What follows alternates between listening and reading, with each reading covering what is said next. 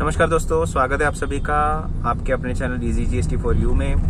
I am your host Girish Kulkarni और आज हम लोग डिस्कशन करने वाले हैं appellate authority on advance ruling के कर्नाटका के एपेलेट अथॉरिटी के जजमेंट पे जो है मिडकॉन पॉलीमर्स प्राइवेट लिमिटेड की केस में।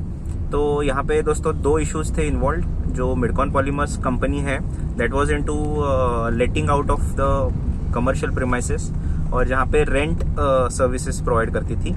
तो उन्होंने एक एडवांस रूलिंग पुटअप किया था कर्नाटका अथॉरिटी के सामने कि जिसमें उन्होंने कपल ऑफ क्वेश्चंस रेज किए थे। जिसमें एक क्वेश्चन ऐसा था कि वो those properties were situated at Bangalore. तो बेंगलोर में जो कमर्शियल टैक्सेस है, म्यूनिसिपल टैक्सेस है, वो पेमेंट वो करते थे और उसका रिकवरी भी टेनेंट से करते थे। तो whether the GST should be charged on that recovery of the taxes, municipal taxes, ये एक क्वेश्चन था। और दूसरा था जो सिक्योरिटी डिपॉजिट लिया था from the tenant, and usually the security deposit is for the purpose कि कहीं पे रेंट में डिफॉल्ट होता है या कुछ प्रॉपर्टी को डैमेज होता है, तो that deposit can be, and if it is not record from the tenant then that deposit can be utilised for making good of that default. तो can the notional interest on such security deposit be considered as a in the addition to the value of supply? ये questions थे। और ये दोनों पे advance ruling authority ने पहले जो जजमेंट दिया था प्रोनाउंसमेंट में, उसमें कहा गया था कि आपको जो टैक्सेस आप पे कर रहे हो उसका वैल्यू में से डिडक्शन नहीं मिलेगा और वो टोटल रेंटल इनकम में कंसिडर होके उस पे जीएसटी चार्ज होगा। तो और दूसरी चीज उन्होंने ये भी कहा था कि अगर जो notional interest on security deposit है, if it influences the rent price then it should be also added to the rental income and उस पे जीएसटी चार्ज होना चाहिए।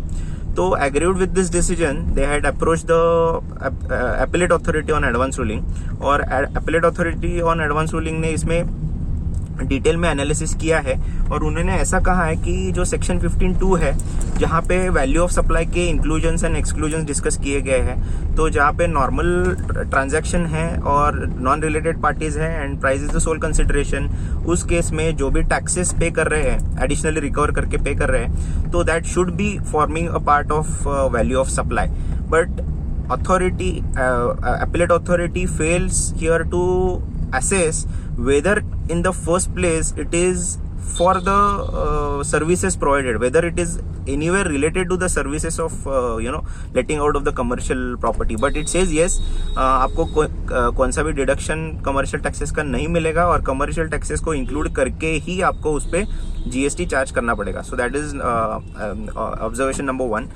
लेकिन सेकंड में उन्होंने थोड़ा सा अमेंड किया है एडवांस रूलिंग अथॉरिटी के जजमेंट को। वो कहते हैं कि सिक्योरिटी डिपॉजिट जो है उसके ऊपर जो नोशनल इंटरेस्ट है, that interest is earned, if it is at all earned, तो it is earned by the owner of the property and from somebody else, that is a third party.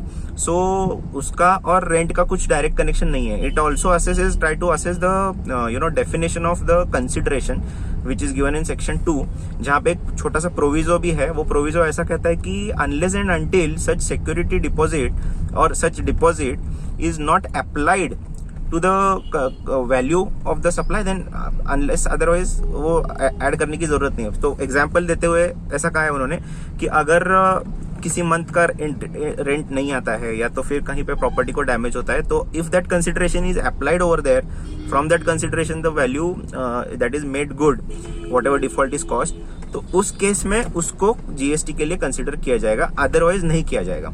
So that is the modification that they have done. But this gives us a एक point देते हैं यहाँ पे कि अगर जो taxes पे किए हुए उसको अगर वैल्यू में ऐड करना है, तो उसमें सप्लाई कौन सा है, what is the supply that is being made, whether it is for the, it should be considered for the original supply of rent, या it is not at all related to the services those are provided. But yes, appellate authority ने कहा है कि कोई भी deduction taxes का नहीं मिलेगा, because all taxes should be considered except CGST, SGST, IGST, वो भी सेपरेटली अगर चार्ज है तो इस हिसाब से थोड़ा सा एक अलग टाइप का डिसीजन यहाँ पे मिला है, एंड इसके चलते काफ़ी सारे लिटिगेशंस अगेन अराइज हो सकते हैं। तो you know this also will get settled in the course of litigation, कि अगर म्यूनसिपल टैक्सेस कोई यू नो लेट आउट करने वाला है, वो पे कर रहा है और वो रिकवर कर रहा है उनके टेनेंट से, तो क्या उसको इंक्लूड करना ज़रूरी है या नहीं है।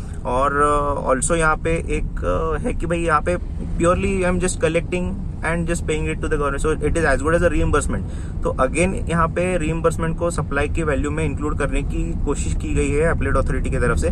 तो अगेन ये थोड़ा सा डिस्प्यूटेड मैटर हो गया है, और आगे चल के इस पर थोड़ी clarity from the courts of law is required. So I hope now the things are clear, and I hope you know this video helps you to assess this particular case of Midcon Polymers. If you like the video, please hit the like button, and if you're not subscribed to our channel, please do subscribe and share this with your friends. Thank you so much.